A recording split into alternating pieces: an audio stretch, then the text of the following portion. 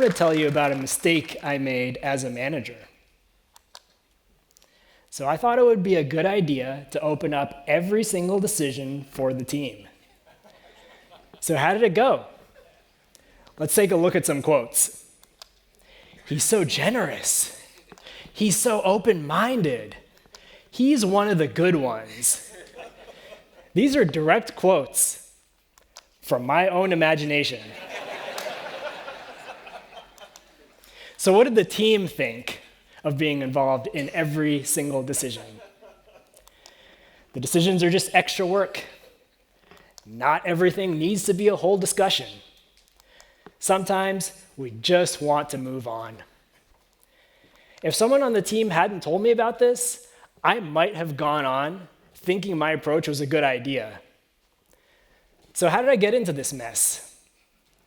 The answer is that I fell into a common and dangerous pattern for managers where we do something, we decide it's a good idea, and we continue to do it because the only feedback we're getting is from our own imaginations.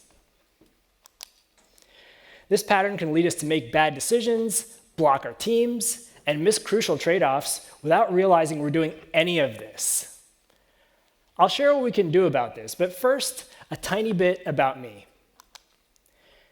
My name is Yaphi. I'm currently at Squarespace, where we give people the tools to build a professional online presence. In my engineering career, I've gone back and forth between management and individual contribution, so I'll do my best to share perspectives from both sides of the table. I'm going to talk about self-awareness for managers, but the same ideas apply if you're a senior individual contributor. So to get started, let's think about some uncomfortable questions. Do you know the hidden side effects of your decisions? Are you hurting productivity and morale without realizing it? Are your decisions actually good, or are people just agreeing with you because you are writing their performance review? I think about these questions because I hear so many stories of well-meaning managers doing things that make sense to them but cause all kinds of problems for the people around them. And that brings us to the reason this talk exists. In leadership, no matter how good our intentions are, it's so easy to bog down our teams without realizing it. But there's hope.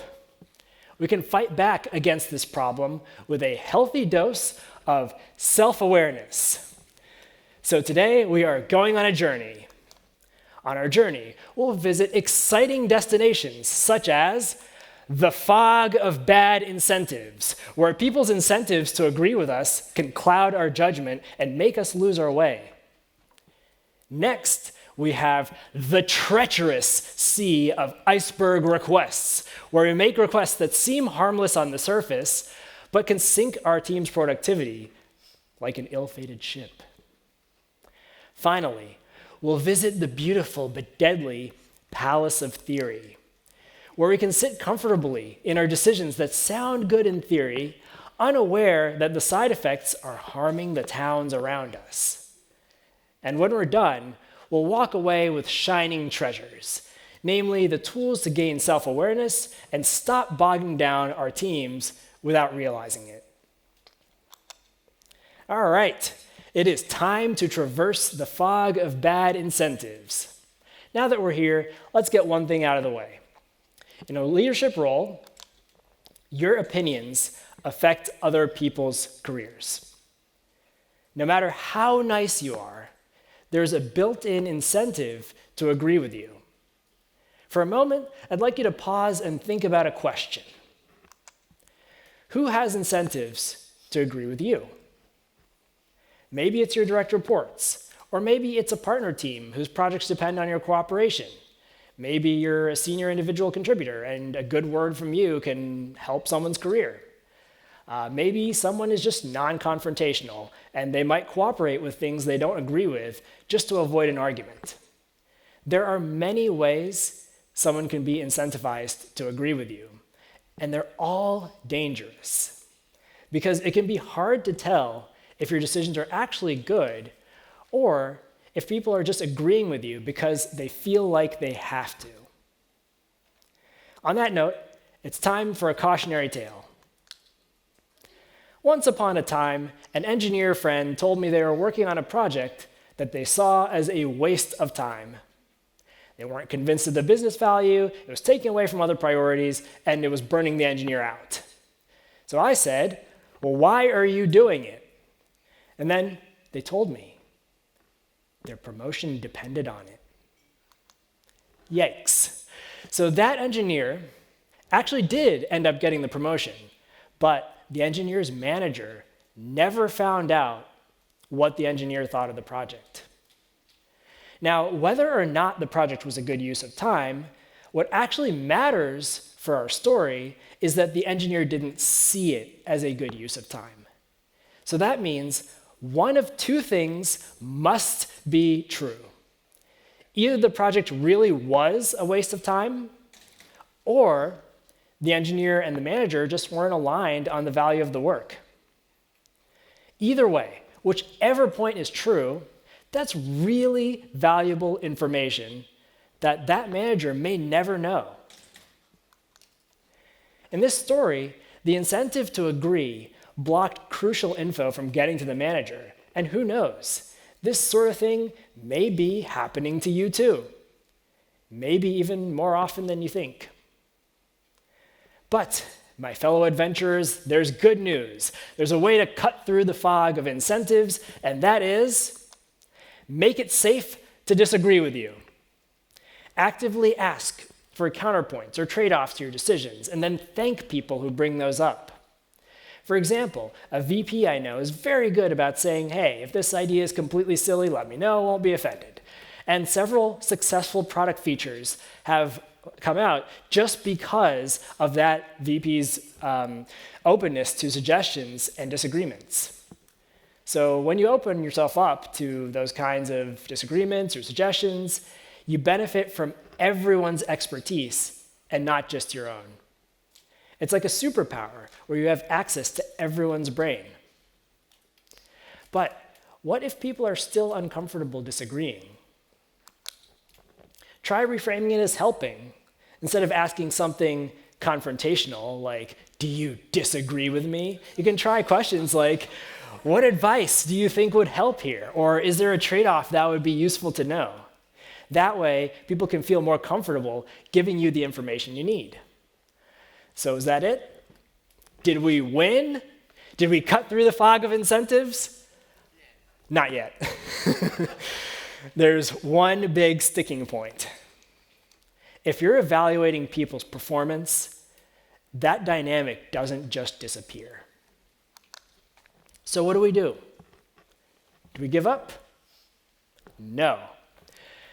The performance evaluation incentive won't disappear, but I'm going to let you in on a little secret, so listen closely. You can actually redirect the existing incentives by changing what you reward. If you reward people for telling you the truth, they'll stop feeling like they always need to agree with you. For example, I know a manager who, whenever he hears bad news, always makes sure that his first words are a sincere thank you. That manager tends to receive real information before it becomes a problem because he truly encourages people to share. And when you encourage disagreement and bad news just as much as good news, incentives are no longer a fog clouding your perception. They're a beacon of truth that you can control. And with that truth, you can see your decisions for what they really are, and you can empower your teams to do their best work. So that brings us to the end of the fog of incentives. It's time for the treasure. Quick recap of what we collected from the fog. First, make it safe to disagree with you. Then, to make it easier for people to speak up, reframe disagreeing as helping. And then finally, reward truth rather than agreement.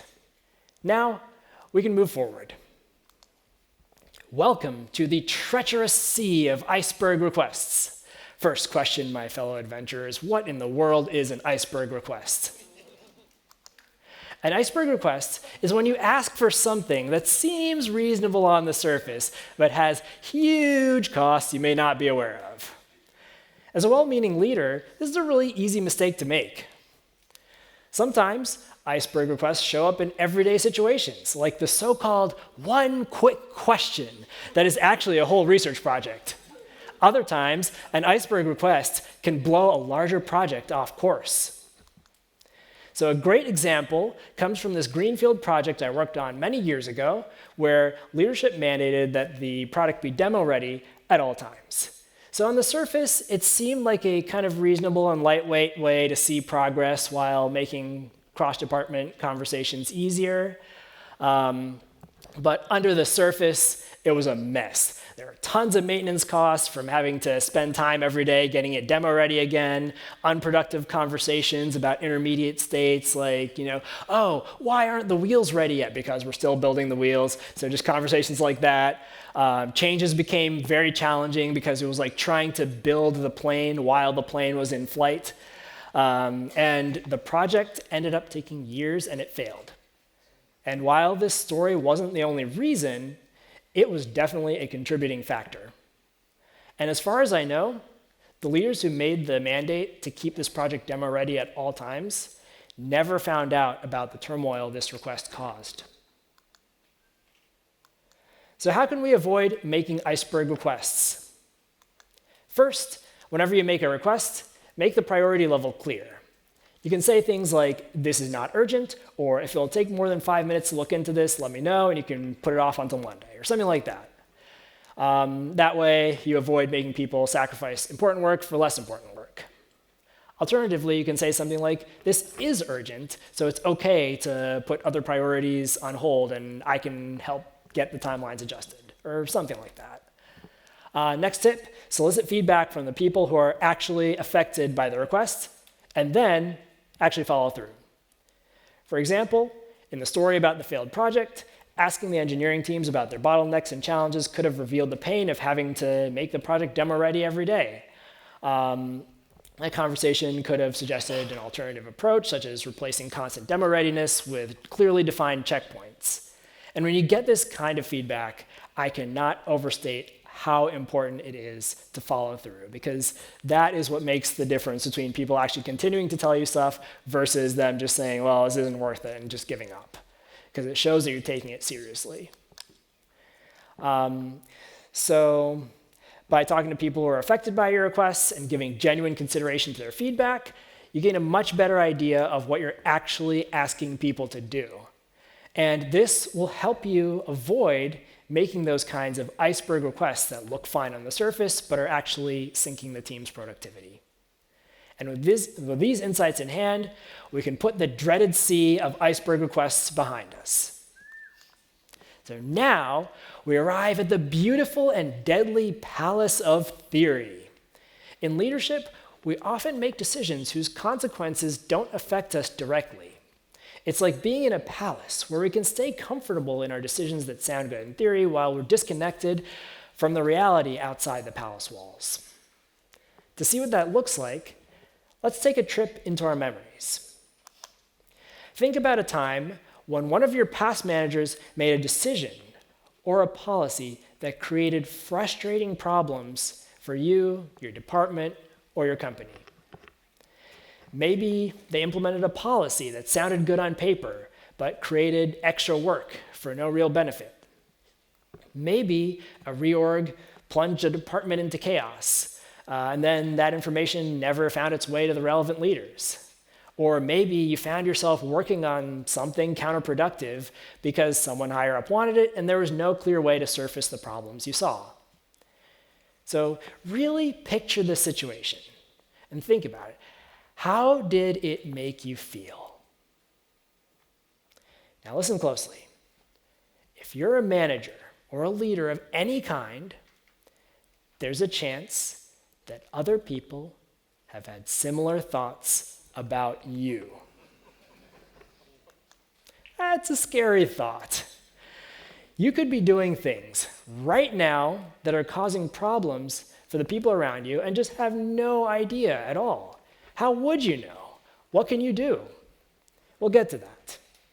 But first, quick story. It's time for the tale of the future promotion. This is an anonymized story of two separate managers who had star performers they wanted to promote. So how did the managers handle this scenario? So while the managers had started the promotion process, they didn't want to tell the team members too early because they didn't want to risk disappointing them in case things didn't work out, because they didn't want to break their trust, which makes sense, and it sounds reasonable in theory. What happened in practice?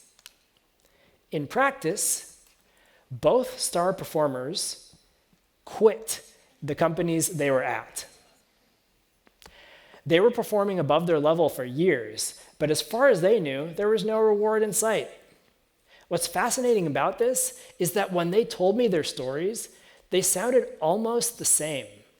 In both of those separate cases, their managers said, "But we were going to promote you."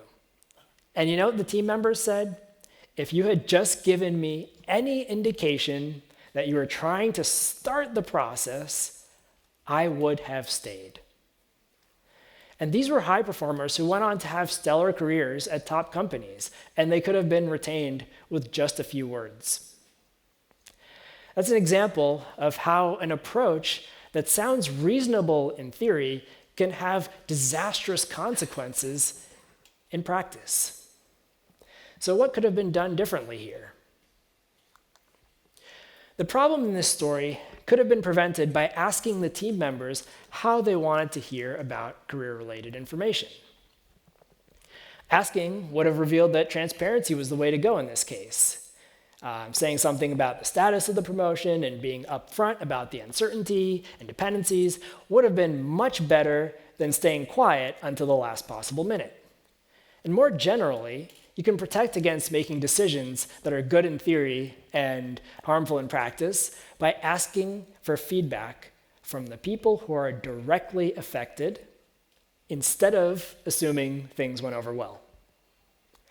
So how do you get useful feedback? First, ask questions in neutral ways. Neutral is important here. For example, instead of asking something really uncomfortable, like just like cornering them, just be like, "Hey, are my decisions bad?" You don't want to do that. You ask things instead like, "What are some of the challenges you're seeing in this project?" That's a much more comfortable question to answer. So the next tip is to talk to people on different parts of the career ladder. Information tends to get filtered as it travels up the ranks, and it's possible that problems that are obvious to mid-level team members are completely invisible to senior leaders. So think about your calendar for a moment. Who's on it? What kinds of titles do they have? If too much of your calendar involves people at or above your level, you might be missing valuable information. To address this, a director that I know did a great job of scheduling rotations where he would have casual lunch conversations with teams and individuals. This approach gave the director a view into everyone's day-to-day reality, which I thought was great. Another way to get a sense for the gap between theory and reality is a trick you've already been doing, and that is learn from other people's stories. The fact that you are here today means you're proactive about learning and growing, and that's one of the best qualities a leader can have. So try this today. Talk to people from outside your company and ask them about their favorite and least favorite managers. That's a great way to get some pretty unfiltered stories, and you can apply those learnings. While it's a little bit indirect, there's probably a lot of stuff that you can just listen to and learn from. So yeah, that's great. And now that we've covered that, we're almost ready to leave the palace of theory. But there's still one major problem keeping us trapped, and it's the most dangerous part. The palace of theory is too comfortable. It feels nice to make a decision, focus on the good parts of the consequences, tell yourself it went well, and go on with your day unaware of the problems you may have caused. To escape this situation, we can talk about all the tactics in the world, but unless we address the underlying feelings, we'll stay trapped. So let's try an experiment that I have found personally useful. Try reframing this comfort zone as an uncomfortable place where unknown problems stay invisible to you while they wreak havoc outside. For example, if you're feeling safe with your decisions, you can ask yourself, what could go wrong? What information is invisible? Who should you be talking to? What if these problems just grow uncontrollably and eventually knock at your door? If you start to think of your decisions this way, you'll start to realize the truth about the palace of theory. So here comes the secret. The palace of theory is actually a dungeon. It traps you in your own perspective and prevents you from seeing outside. The things you thought were windows, those were actually mirrors reflecting your own thoughts back at you. And the chain holding you in place is comfort. If you reframe that comfort, then you can break the chain keeping you trapped.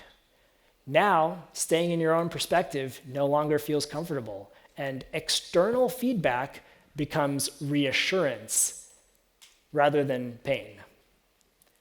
With that mindset shift, you have what you need to escape the palace of theory and see your decisions for what they truly are. Now, we can put this horrible palace behind us. And here comes the treasure, the fun part. All right, quick recap. First, to close the gap between theory and practice, get feedback from people who are directly affected. Ask questions in neutral ways so people can answer without worrying they will insult you. Talk to people at different career levels to get a better view of what's going on. And finally, reframe a lack of feedback as a danger zone rather than a comfort zone. Now we can move on. At long last, we arrive in the realm of self-awareness, where we can finally see our decisions and actions for what they truly are. Let's look back at our journey. In the fog of bad incentives, we learn to deflect the pressure to agree with us so we can benefit from the insights of others. In the sea of iceberg requests, we learn to understand the true costs of what we ask people to do. In the palace of theory, we learn to step outside the comfortable theory of our decisions and into the uncomfortable reality of those who are affected. So how does this advice work in practice? At the beginning of this talk, I told you about a mistake I made where I opened up every single decision to the team. I thought I was being generous, but I was really just creating extra work for the people around me. So how did I find out? In one-on-one meetings, I'd ask team members if they had any helpful advice for me on things I could do to unblock them or improve our processes.